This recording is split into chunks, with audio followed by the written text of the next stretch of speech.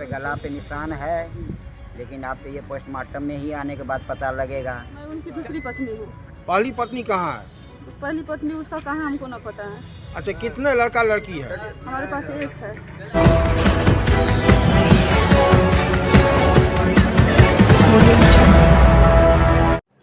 नमस्कार, बिहार मिथिला न्यूज में आपका स्वागत है। मैं मनोज और बड़ी खबर हम बता दें कि दरभंगा में देर रात एक व्यक्ति की हत्या की सूचना मिल रही है। हालांकि सूत्र अभी तक पुलिस इस मामले के अनुसंधान कर रही है, लेकिन कहा जाता है कि लहरियासराय टावर के आसपास उस व्यक्ति का शव मिला, जिसे दरभंगा डीएमसीएच पोस्टमार्टम में लाया गया। पोस्टमार्टम में लाने के बाद अभी तक उसके परिजन नहीं पहुंचे हैं। एक परिजन पहुंचे। देखिए, इसमें थोड़ी सी तकनीक मामला है, जिसमें पुलिस बड़ी सावधानी से फूक फूक कर इसमें कदम रखना चाहती है और बयान देना चाहती है। हम बता दें, कहा जाता है कि पीएचडी में काम करने वाले एक कर्मचारी जो 45 वर्ष का था, जिसका नाम पवन प्रसाद था, जो स्वर्गीय उमेश प्रसाद के पुत्र कहे जाते हैं, इनकी हत्या की आशंका जताई जा रही है। देर रात इनकी हत्या हुई है।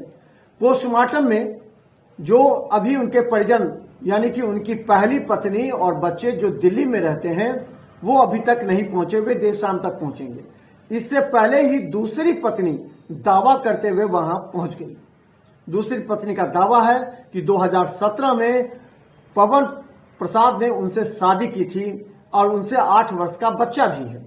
हालांकि ये दूसरे समुदाय की लड़की से शादी बताई जा रही है, लेकिन अभी तक इसकी पुष्टि नहीं हो पा रही है। हालांकि वो दूसरे समुदाय की जो लड़की है, लेडीज है, वो बता रही है कि उनसे शादी हुई थी। अब पहली पत्नी जो कि हिंदू से है, वो दरभंगा पहुंचने वाली है अपने बेटे के साथ। फ्लाइट से जब पहुंचेगी तो इस मामले पर पूरी तरह पर्दा खुल सकेगा। लेकिन पुलिस इस पूरे मामले की तहकीकात करने में जुटी है। क्या परिवार से जुड़ा हुआ विवाद मामला है या फिर कोई अन्य मामला है, इसकी पूरी अनुसंधान पुलिस के द्वारा की जा रही है। देखिए, पूरी रिपोर्ट। पोस्टमार्टम में सब है।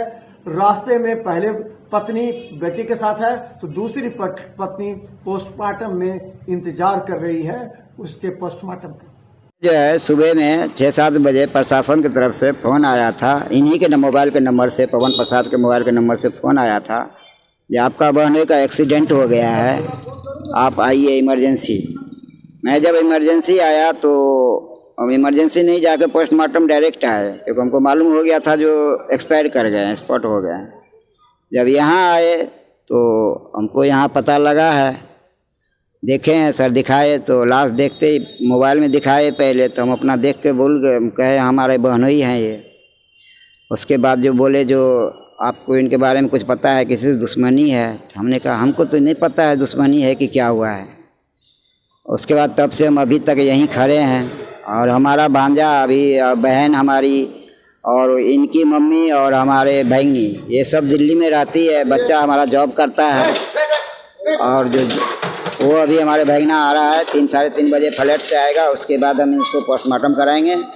उसके बाद आगे प्रोसीजर जो होगा, प्रक्रिया अपना प्रशासन जानेंगे। मैं उनकी दूसरी पत्नी हूँ। पहली पत्नी कहाँ है? पहली पत्नी उसका कहाँ हमको ना पता है। अच्छा, कितने लड़का लड़की है? हमारे पास एक है। शादी कब किए थे? 2017 में। कहाँ पर? काली मंदिर में। कौन सा काली मंदिर?